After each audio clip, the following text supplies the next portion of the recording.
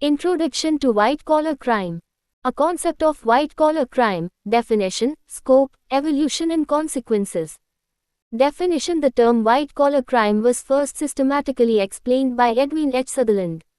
He defined it as crime committed by a person of respectability and high social status in the course of his occupation. These crimes are generally non-violent, committed through deceit, concealment, or violation of trust, rather than physical force. Scope. White-collar crime covers a wide range of unlawful activities such as corporate fraud, tax evasion, insider trading, bribery and corruption, banking, insurance, and securities fraud, professional misconduct by doctors, lawyers, auditors, etc. Evolution. Earlier criminology focused mainly on street crimes, theft, robbery, assault. Sutherland challenged this approach by highlighting crimes of the powerful classes. Post-independence India witnessed a rise in economic and regulatory offences due to industrialization, expansion of trade, and growth of public administration. Liberalization and globalization further expanded the scale and complexity of white-collar crimes.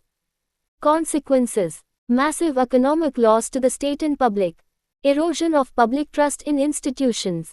Distortion of market mechanisms. Social inequality and moral degradation.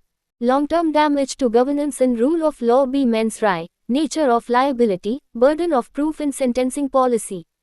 Mens rea, mental element. White-collar crimes usually involve deliberate intention, knowledge, or recklessness. However, many economic statutes create strict liability, where proving mens rea is not mandatory, e.g., tax and regulatory offences. Nature of liability. Liability may be individual, corporate, or vicarious. Companies can be prosecuted through the acts of their directors, managers, or officers. Burden of proof generally lies on the prosecution. In certain socio-economic laws, the burden may shift to the accused. Reverse burden clauses, justified by public interest and the difficulty of detecting such crimes.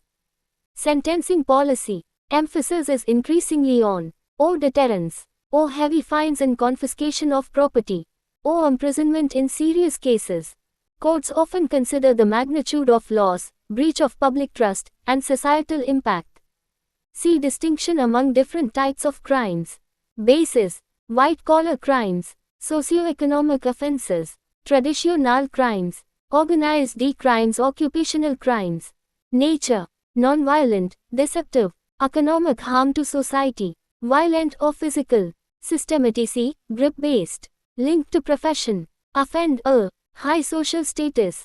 Individuals or entities. Any individual. Criminal syndicate as professionals. Victim society per stone 8 economy. Public individual society per stone 8 clients, employers.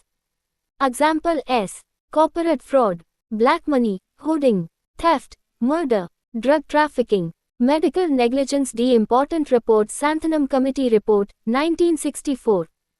Highlighted widespread corruption in public services. Emphasized the link between economic development and rise in white-collar crime. Recommended strengthening vigilance machinery and preventive measures. 47th Report of the Law Commission of India, 1972. Focused on the inadequacy of traditional criminal law in dealing with economic offences. Suggested special courts, stricter procedures, and enhanced punishments. Recognized socioeconomic offences as a serious threat to national interest. Prescribed readings, brief orientation. Socio-economic offences, explains the concept, classification, and legal framework of economic offences in India. Socio-economic offences, analytical treatment of enforcement issues and policy challenges. Suggested readings, contextual value. White-collar crime by Edwin H. Sutherland, foundational theoretical work. White-collar crime, the essentials, modern overview with case studies. Bakshi Tek Chand Report, 1952, early concern with corruption in public administration. Vanku Committee Report, 1970, landmark analysis on black money in India. Conclusion. White-collar crime represents a sophisticated and systemic form of criminality that undermines economic stability, governance, and public confidence. Its regulation requires not only penal sanctions but also effective institutional control, ethical governance, and strong regulatory frameworks. If you want, I can convert this into exam-ready notes. Bakshi Tek Chand Report, 1952. Often written or pronounced as Bakshi Tek Chand Report. Background. The Bakshi Tek Chand Report, 1952 is formally known as the Report of the Special Police Establishment, SPE, Inquiry Committee.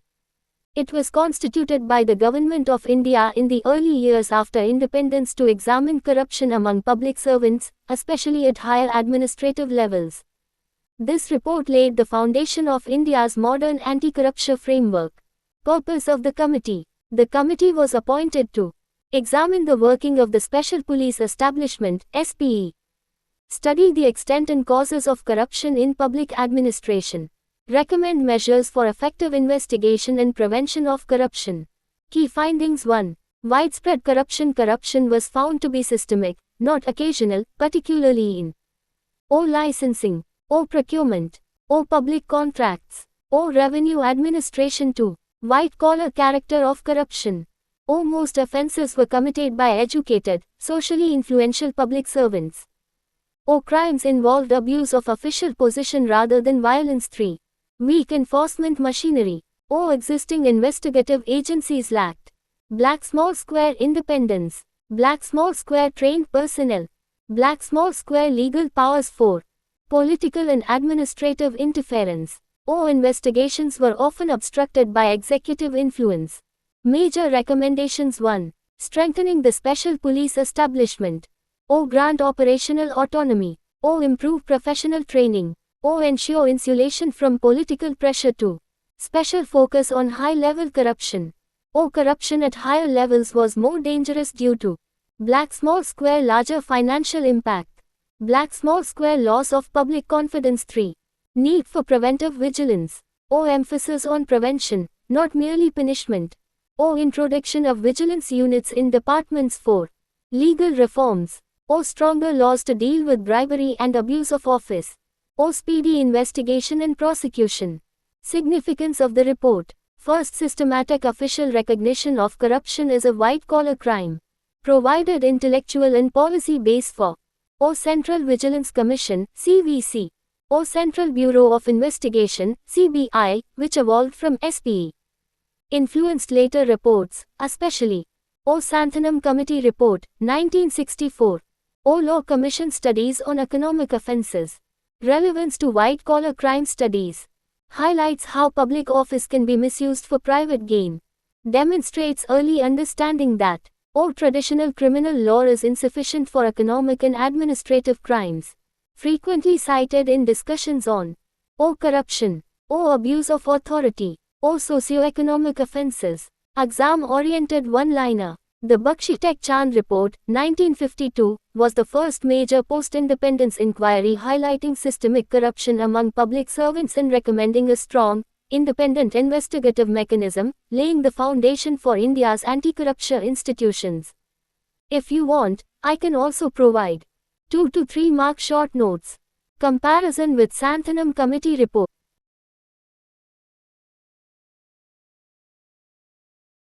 2 to 3 mark short notes.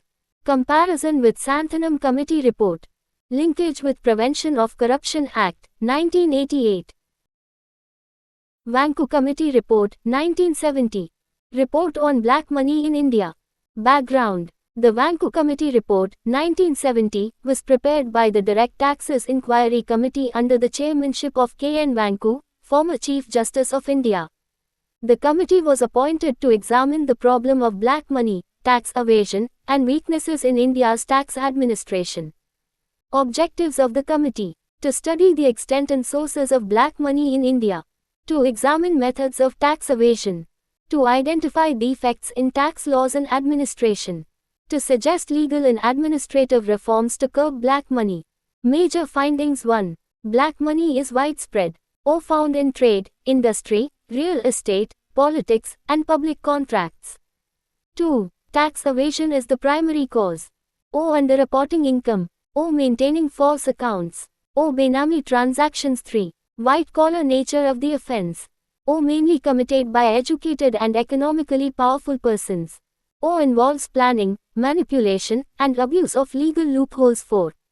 Weak enforcement mechanism, O. Inadequate investigation powers. O. Poor coordination between tax authorities. Key recommendations 1. Strengthening tax laws. O. Harsher penalties for serious tax evasion. O. Criminal prosecution in grave cases 2. Administrative reforms. O. Better training and autonomy for tax officials. O. Improved investigation and audit systems 3. Control over Benami transactions. O. Identification of real owners of property and assets 4. Deterrent policy. O. Treat major tax evasion as a serious economic and white-collar crime 5. Public cooperation. O. Emphasized moral responsibility and social awareness against black money. Significance of the report. First comprehensive official study on black money in India. Influenced. O. Reforms in direct tax laws. O. Anti-tax evasion measures. O. Later legislation on Benami property and economic offences. Important reference in the study of white-collar and socio-economic crimes. Link with white-collar crime. Black money offences are O. Non-violent. O. Committed through deceit and abuse of position. Cause serious harm to O. National economy. O. Public revenue. O. Social justice. Exam-oriented short note 2 to 3 marks.